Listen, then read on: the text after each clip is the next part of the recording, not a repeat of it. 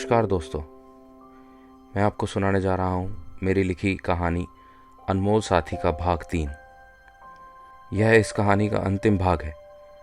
यदि आपने भाग 1 और 2 अब तक नहीं सुना तो कृपया ऊपर बने लिंक पर क्लिक करें और पूरी कहानी का आनंद लें। तो आइए शुरू करते हैं मेरी लिखी कहानी अनमोल साथी भाग 3। चिट्ठी पढ़ते ही विलास का चेहरा भाव विहीन हो उठा। वह निशब्द खड़ा, कभी आकाश को देखता तो कभी उस कागज के टुकड़े को जो ऐसा समाचार लाया था जिसकी उसने कल्पना भी नहीं की थी। साथ खड़े लाइब्रेरियन शर्मा जी ने भांप लिया कि हो न हो किसी अप्रिय बात को पढ़कर विलास को गहरा सदमा लगा है। उन्होंने विलास के कंधे पर हाथ रखा और पूछा, सब ठीक तो है ना प्रोफेसर साहब? विलास ने शर्मा जी की ओर देखा और 2-3 बार नहीं में सर हिला दिया। विलास मुट्ठी में चिट्ठी को जोर से दबाए, पलटकर सर झुकाए वापस अपने रास्ते चल पड़ा। वह कुछ न बोला और न ही उसकी आंख से एक आंसू भी निकला। कमरे में पहुंचकर विलास को खत की पहली पंक्ति याद आ गई जिसमें शायद का उपयोग था। विलास को न जाने क्यों महसूस हुआ कि लक्ष्मी ठीक होगी। आखिर उसकी उम्र ही क्या थी? अभी उसने देखा ही क्या है? उसके साथ ऐसा कैसे हो सकता है? ऐसे ढेरों सवाल विलास के मस्तिष्क में गूंज रहे थे। विलास ने तुरंत अपना फोन उठा लक्ष्मी का नंबर मिलाया, पर जब बार बार प्रयास करने के बाद भी फोन बंद आया तो उसने तुरंत पटना जाने का निर्णय किया। इस कोरोना काल में पटना पहुंचना विलास के लिए आसान नहीं था, पर व्यक्ति का दृढ़ निश्चय कहाँ इन बाधाओं के आगे झुका है। पूरा 1 दिन लगा, पर आखिर विलास पटना पहुंच ही गया। पटना की सूनी और वीरान पड़ी सड़कें, बंद दफ्तर, बंद यातायात और यहाँ वहाँ चंद लोग देख विलास को एक नए से शहर का आभास हो रहा था। यह वह पटना नहीं था जिसे वह जानता था। कई वर्षों तक विलास ने पटना के इस डाक बंगला चौराहे से हर रोज अपनी सुबह की शुरुआत की थी। यहीं से सुबह लाइब्रेरी के लिए जाना और शाम ढले यहीं से वापस आना। चौराहे पर सामने की ओर लंबी सड़क गांधी मैदान को जाती थी और दाईं ओर की तरफ जाने वाली सड़क स्टेशन को। पर आज दृश्य वैसा न था जैसा विलास की स्मृति में था। विलास अक्सर शहर के शोर को मन ही मन कोसता था। बिना कारण हॉर्न बजाते असभ्य वाहन चालक और आंख मूंद कर चलते लोग उसे हमेशा ही इस शहर के भविष्य के लिए आशाहीन से प्रतीत होते थे। पर आज वह सब न पाकर भी विलास कुछ प्रसन्न नहीं था। एक गांव, शहर, राज्य और देश इमारतों, सड़कों, चौराहों इत्यादि का नाम नहीं। वह बनता है लोगों से, सोच से और इन सब से ऊपर हमारे विश्वास से। जिस शहर के शोर को विलास बर्दाश्त नहीं कर पाता था, आज उसी शोर को वह मानो ढूंढ रहा था। हम सब न जाने किस तलाश में जीवन की यह विचित्र यात्रा तय करते हैं। जो पास होता है उसे कभी महत्व नहीं देते और जब वह दूर हो तो उसे तलाशते फिरते हैं। लक्ष्मी के घर पहुंचकर विलास दरवाजे पर कुछ डरा और कुछ सहमा खड़ा था। वह उस अशुभ समाचार की पुष्टि होते देखना नहीं चाहता था जो उसने चिट्ठी में पढ़ी थी। विलास ने घबराकर घंटी बजाई। थोड़ी देर रुकने के बाद जब उसने नीचे देखा तो दरवाजे पर बाहर से लगा ताला उसे भयभीत करने के लिए काफी था। विलास ने सोचा, हो सकता है लक्ष्मी अस्पताल में हो, पड़ोस वालों को तो पता ही होगा। उसने पूछ लेना ही ठीक समझा। पड़ोस के मकान पर जब विलास ने दरवाजे पर दस्तक दी तो एक महिला बाहर आई। उसने मुंह पर मास्क लगा रखा था, थोड़ी परेशान लग रही थी। महिला ने दूरी बनाते हुए पूछा, जी आप कौन? विलास ने धीमे स्वर में कहा, माफ कीजिए, आपके पड़ोस में लक्ष्मी जी रहती हैं। बता सकती हैं वह किस अस्पताल में है? मैं उन्हीं से मिलने आया हूं। महिला स्थिर खड़ी रही और उसकी आंख से आंसुओं की झड़ी फूट पड़ी। रोते हुए विलास से कहा, आपने आने में देर कर दी भैया। लक्ष्मी 2 दिन हुए हम सबको छोड़कर चली गई। विलास की पेशानी सिकुड़ गई और आंखों में नमी, जिसे वह कब से थामे बैठा था, प्रकट हो उठी। सिसकी भरते हुए वह महिला फिर बोली, आप विलास है ना? विलास ने आश्चर्य से उस महिला को देखा और हाँ में सिर हिला दिया। महिला ने फिर बोलना प्रारंभ किया, लक्ष्मी अक्सर आपकी बात किया करती थी और आपको फोटो देखा है मैंने उसके फ़ोन में। बड़ा मानती थी आपको, हमेशा कहती थी आज के समय में ऐसा पुरुष मित्र मिलना असंभव है।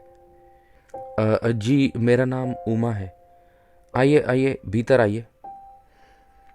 विलास कुछ पल वहीं किम कर्तव्य विमूढ़ सा खड़ा अब तक उस समाचार को ही पचाने का प्रयास कर रहा था। यूं तो विलास को पहले ही आभास हो चुका था, पर कुछ बातें ऐसी होती हैं जिन्हें प्रामाणिक होते हम देखना नहीं चाहते। विलास के लिए यह बात बिल्कुल वैसी ही थी। अपने को संभालते हुए विलास ने उमा से पूछा, क्या हुआ था लक्ष्मी को? और वो उसका बेटा पर्व, वो कैसा है? उमा ने सिर हिलाते हुए बोला, ये नामुराद बीमारी भैया, बेचारी 11 दिन अस्पताल में पड़ी रही और देखने वाला कोई नहीं। कोई अपनों की देखभाल भी कहाँ ही कर पा रहा है। इस विपदा में कौन है किसी का भैया? उस बेचारी का तो वैसे भी अपना था ही कौन। उसका लड़का तो 15 दिन से हमारे ही यहाँ है। मेरे छोटे लड़के के साथ उसका खूब दिल लगता था, पर अब रह रहकर अपनी माँ को याद करता है। मैं समझा नहीं पाती भैया, और 6 साल के बच्चे को समझाऊं भी कैसे? उमा ने अपने पल्लू के कोने से आंसू साफ किए और फिर बोली, इतना प्यारा बच्चा है, मैं तो खुद रख लेती, पर पति की रेल हादसे में मौत के बाद 2 बच्चों का खर्च ही नहीं उठा पाती। इसे कैसे अपने पास रख लूं? वैसे लक्ष्मी ने अपने आखिरी फ़ोन में मुझे कहा था कि उसने आपसे इस बाबत बात की है और आप उसे ले जावे को आवेंगे।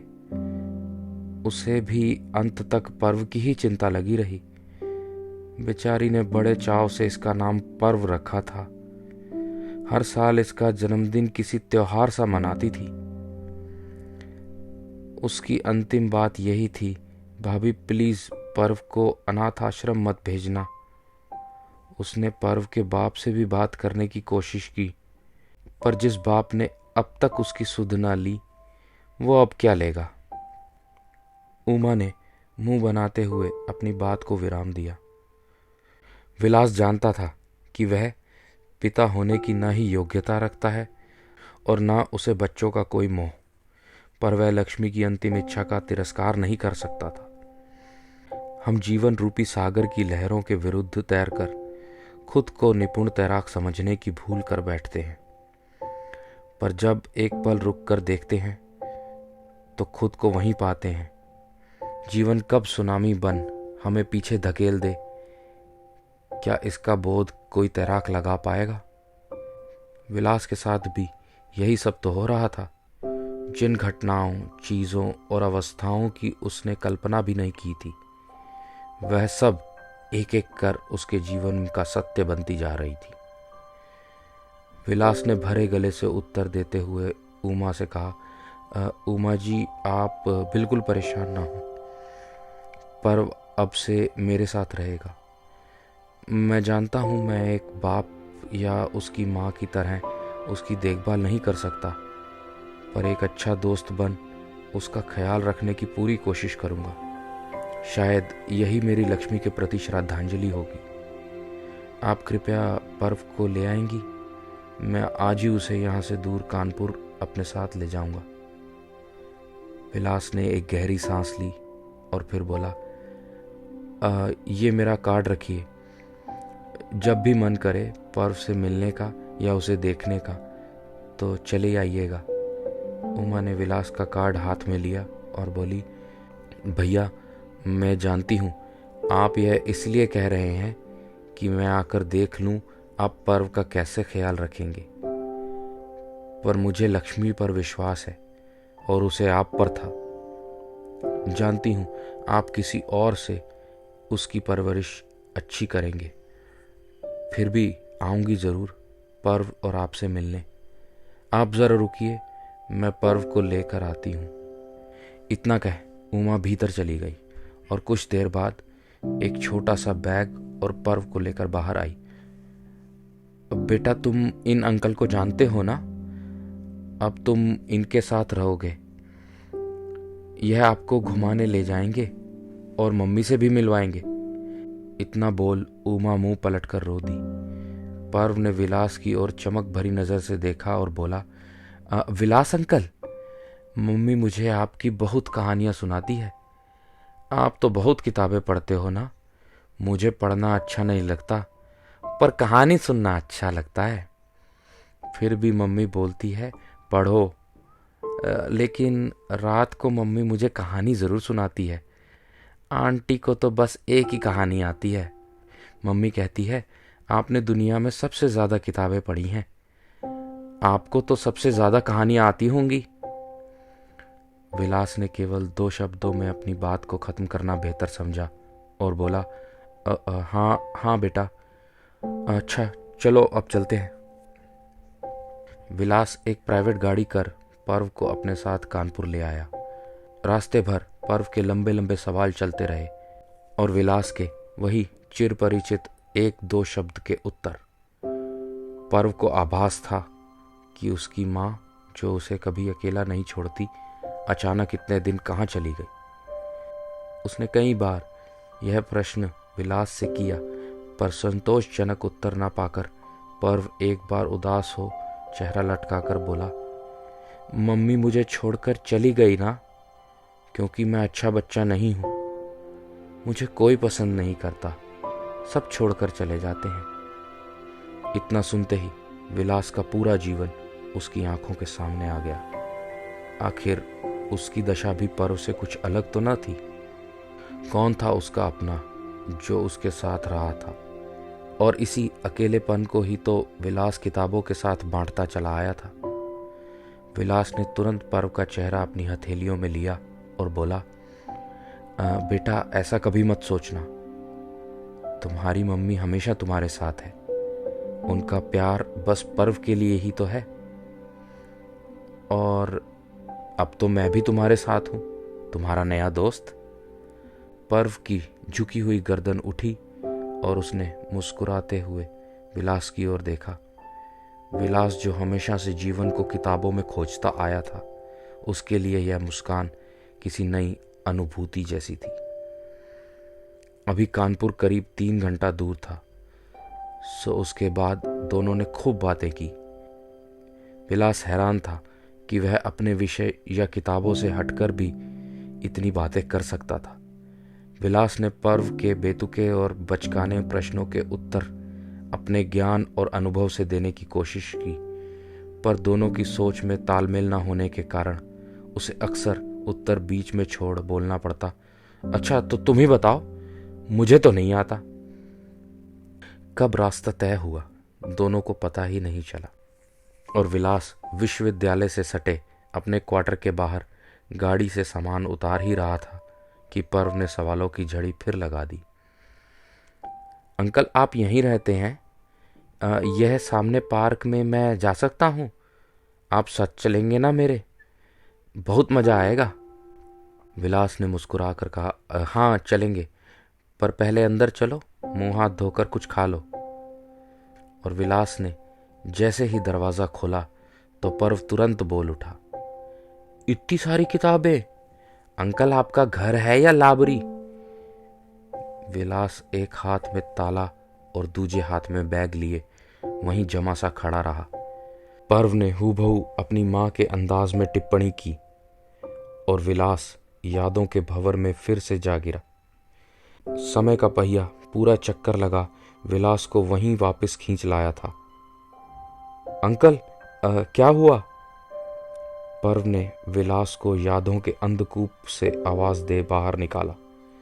विलास ने उत्तर दिया, कुछ नहीं, वैसे वह लाइब्रेरी होता है, लाइब्रेरी नहीं। तुम 6 साल के तो हो, तुमको लाइब्रेरी का कैसे पता? पर्व ने अपने को ज्ञानवान दिखाते हुए कहा। मम्मी ने दिखाई थी वो लाइब्रेरी, वहां आप जाते थे, लेकिन बड़ी बोर जगह है, सब बस पढ़ते रहते हैं और मम्मी कहती है आप रोज वहां जाते हैं, आप बोर नहीं होते? नहीं बेटा, मैं वहां बोर नहीं होता। वैसे और क्या बताया मम्मी ने मेरे बारे में? इस बार विलास एक जिज्ञासु बालक की तरह सवाल करने लगा। अंकल, बड़ी भूख लगी है, कुछ खाने को दो ना, पर्व बोला। विलास तुरंत रसोई की ओर मुड़ा और बोला, सॉरी बेटा, अभी कुछ बनाता हूँ, अंडा खाओगे? पर्व ने उत्तर दिया, जी हाँ। शाम 7 बज चले थे। नाश्ता कर लेने के बाद दोनों ने घंटों बातें की। अब तक विलास को पर्व की मासूम बातों का जवाब देना कुछ कुछ आ गया था। अब उसे पर्व के बीच बीच में माँ कहाँ है वाले प्रश्नों को संभालना भी आ गया था। विलास के लिए यह एक नई सीख थी और हैरानी उसे इस बात पर थी कि उसे इसमें आनंद आने लगा था। रात का खाना खाने के बाद पर्व ने विलास से कहा, मुझे कहानी सुनाओ ना अंकल, आपके पास इतनी सारी किताबें हैं, कोई भी कहानी वाली किताब नहीं है क्या? बस फिर क्या था, विलास किताबों के ढेर में कोई ऐसी किताब ढूंढने लगा जो पर्व के मतलब की हो। वैसे विलास हमेशा किताबों को क्रम से ही लगा कर रखता था, पर उसे ज्ञात नहीं कि कोई बच्चों के मतलब की पुस्तक भी उसके पास होगी। बहुत ढूंढने के बाद विलास को कुछ याद आया। वह तुरंत पीछे वाले स्टोर में गया और एक छोटा सा संदूक ले आया। यह संदूक उसके बचपन के दिनों की कुछ भूली बिसरी यादों का था। उसने तुरंत उसे खोला और एक पुस्तक निकाल कर संदूक वापस रखाया। यह उसके बचपन की शायद पहली वह किताब थी जो पढ़ाई के विषयों से इतर थी और बहुत सी नन्ही कहानियों से भरी थी। विलास ने अभी पहली कहानी पढ़ना शुरू ही किया था तो पाया कि पर्व गहरी नींद में सो चुका था। विलास मुस्कुराता हुआ किताब हाथ में लिए सोचने लगा, यह बच्चा जिसे वह सरदर्द समझता था कुछ ही घंटों में उसकी खुशी का कारण बन जाएगा। और उसी मुस्कान के साथ विलास पर्व के बगल में न जाने कब सो गया। अगले दिन से विलास का जीवन एक नई व्यस्तता में प्रवेश कर गया। वह सुबह खुद नहा पर्व को नहलाता, तत्पश्चात पर्व की पसंद का नाश्ता बनाता, फिर उसके साथ बैठ घंटों उससे बातें भी करता और साथ उसे कुछ पढ़ाने का प्रयास भी। दोनों दोपहर खाना खा शाम को घूमने पार्क जाते। पर्व झूलों का आनंद लेता और विलास उसे देखकर खुश होता। रात खाने के बाद विलास पर्व को कहानी सुनाता, कई बार अपनी बचपन की उसी किताब से और कई बार लाइब्रेरी से लाई कुछ और किताबों से। बस इसी प्रकार 3 माह बीत गए। विश्वविद्यालय अब कोरोना के लॉकडाउन के बाद परीक्षा की तैयारी करने जा रहा था और सभी प्राध्यापकों को अब विश्वविद्यालय आना ही होगा, ऐसा संदेश जारी किया गया था। विलास को पर्व की चिंता थी, सो वह लाइब्रेरियन शर्मा जी के पास गया और उनसे पूरी बात साझा की। शर्मा जी ने तुरंत हल निकालते हुए कहा, मेरे घर काम करने वाली सीता से मैं बात करता हूँ, यदि वह कुछ नहीं कर रही तो जब तक तुम घर न पहुंच जाओ वह पर्व की देखरेख कर लेगी। भली औरत है, मैं पिछले 10 साल से उसे जानता हूं। तुम निश्चिंत रहो, सब ठीक होगा। विलास की चिंता थोड़ी दूर हुई और बोला, थैंक यू शर्मा जी, आपका बहुत एहसान होगा। भाई, इसमें एहसान जैसी क्या बात है। चलो मैं चलता हूँ, और हाँ, कल ही तुम्हारा यह काम करवाता हूँ, घबराना मत। अब से रोज सीता सुबह से दोपहर तक पर्व का ध्यान रखती और विलास के आने के बाद अपने दूसरे कामों पर चल देती।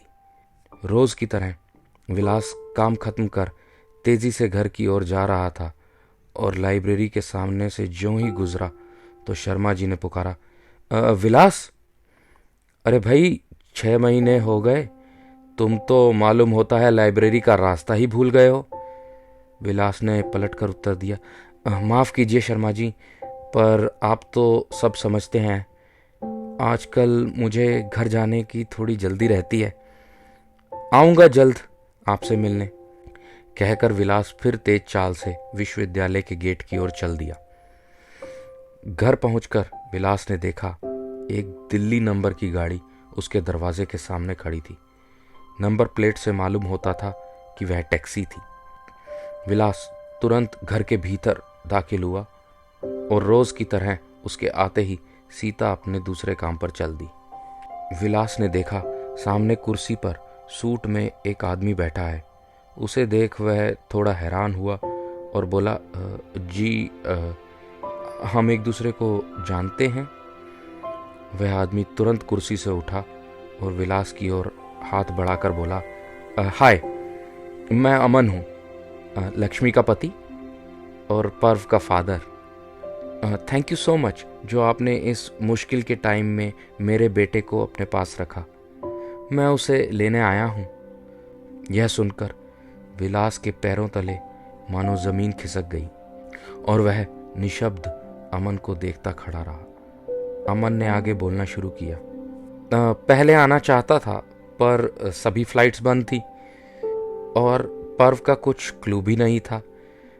फिर मैं उमा जी से मिला, उनसे आपका पता चला।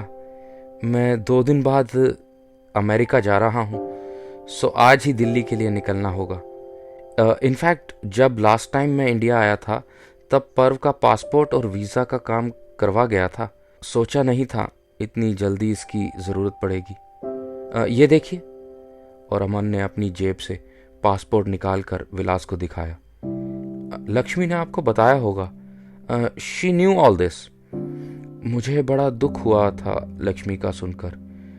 काश मैं कुछ कर पाता, अमन बोलता रहा और विलास अब भी चुप और बेजान सा खड़ा रहा। अमन ने फिर बोलना शुरू किया, तो अब हमें चलना चाहिए, वैसे भी बहुत काम पेंडिंग है।